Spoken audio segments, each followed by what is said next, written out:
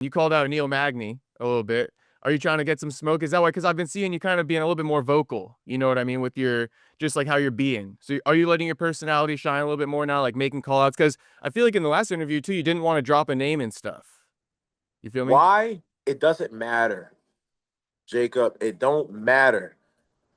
Like, we don't control shit. I'm gonna run it up anyway. I'm gonna show who I am. I'm unequivocally Phil, right? So like, I'm gonna continue to be authentically me. Think about the UFC. Hey, Fred, that was a great knockout, man. What do you have next? Sacramento, woo! That was great. I love it here. I love the hot dogs here. You guys are Thank you, great. Sacramento. Hey, what do you have next, Fred? Hey, Jacob, I want to kick your ass. Let's do it. Woo! Love you guys. Sacramento. That's the same every fight, cookie cutter. It never happens. You're never gonna get the match, but you control nothing. So why waste your time on the uncontrollables? I don't Yeah. call your shot. Boom. You can say what you want to say, but knowing Sean Shelby, knowing Mick Maynard, these are the most powerful matchmakers on the planet. They do their job extremely well. They've been doing their job a long time. You're not going to do their job for them, right? Of course, you can make suggestions, but they have been in the fight business longer than you've been fighting, right? That's what they do. You're going to have little to no influence on their job, right? And rightfully so. You're not a matchmaker, you're a fighter. So no matter what the fuck you say, Sean is not notebook open. Okay, he wants to fight that guy. All right. Oh, okay, he wants to mix not like okay, he wants to fight who next? Okay, cool. He wants to fight who next? Okay, cool. Like it doesn't matter. Like these guys have a rhyme or reason. They've been doing this a long time.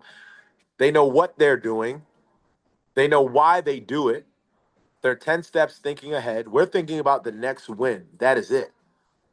And it's never going to pan out anyway. So who gives a fuck, right? Worry about yourself. Worry about what you can control. Use that small moment that you have their attention to boost your narrative. Okay. All right. Yeah, that makes a lot of sense actually. And maybe it does get a little bit of hype making those call outs when you make it a blanket statement, like everybody call somebody out. I think maybe once you get into the top 15, top 10, even top five, then when there's like some parity between like there's multiple guys you can fight, calling out one of those guys can kind of like solidify it. Like with the Ilya, he's got like Patty, Gaethje, Armon. He says Patty's name. It kind of works out that way. But if you're not like up there with a lot of opponents that are calling your name, maybe don't waste it on a call out. Why? The only way it makes sense is if you are ranked above someone, if you're the champ. That is really about it. The odds of you on a 4 fight win streak, number 8 in the division, I want a title shot. Shut the fuck up. Sit down. Not happening. If you're the champ, you just KO'd someone violently, you probably can call your shot. I want this guy. But for the 98% of the time, motherfucker, the matchmakers are going to do their job because that's why they're the matchmakers, And they're right? good at their job, you know. Clearly, Like the Angelusa was a great matchup that you and I couldn't think of when we did the last interview. true. Yeah. To be honest, I didn't want to fight Angelusa. Why? I want to see people that look like me do well, right? Yeah. I want to see people that have the same friends that I have do well, right? And it sucks because I have to boost my brand. I have to take this opportunity. I have to post a highlight. I got to be funny. I got to be myself. But I would have rather it be someone else, right? I have no ill will to him. He's cool. We have a lot of mutual friends. When I say mutual friends, like I have good friends that are his good friends. Because he's from Randy Florida Brown, too. say again. He lives in Florida, right? So you guys have Yeah, a he lives. mutual He lives circle. exactly. Randy Brown, one welterweight. I just wouldn't fight. UFC calls me. I publicly said it. No, I've looked up to that guy a long time. Now we're peers. We're boys. I respect him. I would never fight him. Another Jamaican brother from where I'm from, Queens, New York. Like all love. That's his good friend. That's my good friend. There's just a lot of mutual. I just hated that it had to be him. But it's the fight game. Yeah. Well, now it's Neil Magny, another brother, but Yeah. you need that lick back. He beat you, so it's different. I don't need to lick back. Here's the Okay. thing. It's not like basketball. I'm not like, oh, let's run it back.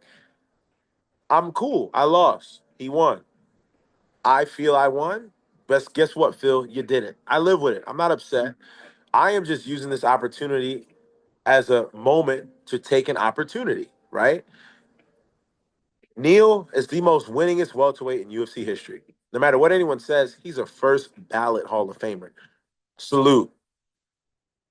Gunnar Nelson fell out.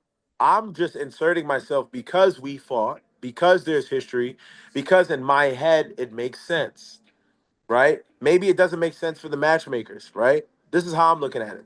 Phil, that fight was fucking whack. If I'm Sean Shelby, Phil, that fight was trash. Y'all held each other, but he's right. Also, when you fight as long as we do, this is a very true statement. When you fought someone already, the allure is gone. That is gone. It's like a Saturday sparring. Respectfully, I walk him down and punch him out. Period. I could have done it my last fight. He can't out grapple me. He damn sure can't strike with me. He didn't want to. Now, what played into his favor? His ringmanship, his fight IQ, his comfortability, his veteran status. He did well. He won. But in this fight, I know what to expect. I would walk forward and just punch on him violently. Um, and like I said, I just called a shot that I saw was available, but I control nothing. I'm just saying, hey, I'm willing to step up in 2 weeks that fight to try to get it back from someone I fought. Yeah, and honestly, like we're just talking about how it's kind of a waste of time to make call outs when there is an open slot like that where the UFC needs somebody to step up. That's probably, one of the few times where it's worth putting your name in the hat, which you did. 100%. Yeah, did you get any calls or, is your Uh, manager going to reach I out? called Malky, and he says, Phil, I wouldn't bank on it. Okay. But one thing I am banking on, the fight is on my birthday. Okay. Hey man, I've been here for 6, 7 years. It's my birthday, man. Show me some love. Little birthday present. July 18th is my birthday. That's weigh-in day. The fight's the 19th. My birthday's the 14th, so we're only like 4 days apart. Lit, man. Nice. All right. So, maybe they'll give you that birthday present. It's Louisiana too, which I think again, if you're talking about that Atlanta demographic, they might be trying to stack this card with like, a matchup Niggas. like that. There you go. So, I would like to see that honestly. I think you might have a decent chance. It's only like what, 13 days away though, 14 days away. 2 weeks. Yeah, so you'd be ready. You can make 170 and all that stuff. Yeah, my right hand's a little sore. Uh-huh. Um, I don't care. I still crack it over his head. Other than that, pause. I'm good. But it'd be great.